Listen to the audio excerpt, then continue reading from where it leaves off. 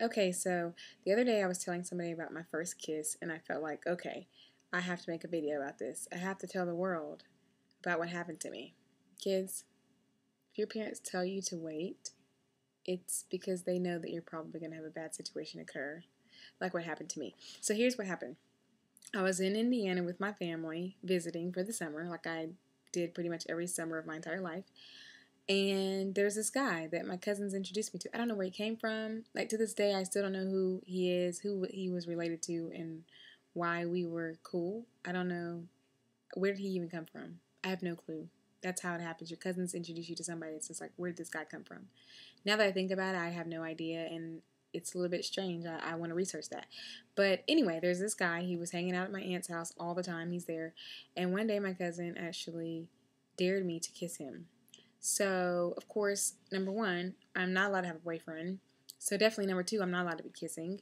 And number three, I'm 15 and I'm rebellious, so I don't care. So that's what happened. So my cousin asked me to kiss this guy, and of course, because my life would have it to where it would suck for me, it was not a glamorous experience. So we're sitting there.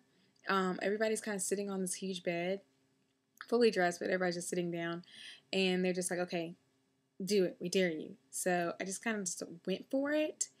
But somewhere something happened, and maybe he didn't know. I don't know. Like, looking back, I just don't know how he didn't understand. But we were supposed to kiss, but he actually just decided to suction his mouth, like, right there on mine, and then he suctioned it, and then he pulled it off, and it was just spit, like, literally spit just all around here. And guess what happened to it? It dried. The spit dried all the way around my mouth.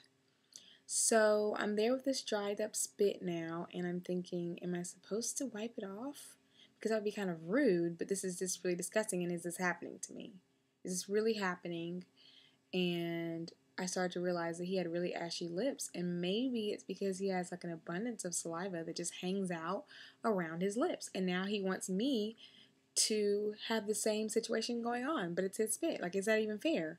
So I didn't think that all the way through. Of course, before I can actually make a good decision, I have to make one more bad one. So I decided, well, what the hey, let's go on our first date. He asked me out. I'd never been on a date before, not allowed to. So, of course, my aunt said she would take me.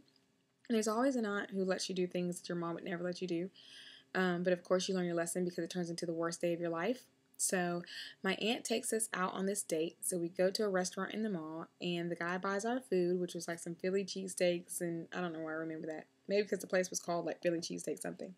Anyway, he goes and he gets us this food, and he gets our drinks, and we're walking to the table, and he drops the tray, and the drinks go everywhere. So of course, why not? My aunt jumps on top of a table and starts screaming and like waving her hands like, I can't believe, oh my God, like what? Why is this happening? And of course, I'm doing the exact same thing on the inside because I realized that I'm hanging out with the guy who suctioned his lips around mine and made me walk around with dried up spit on my face, and now my aunt is on top of a table.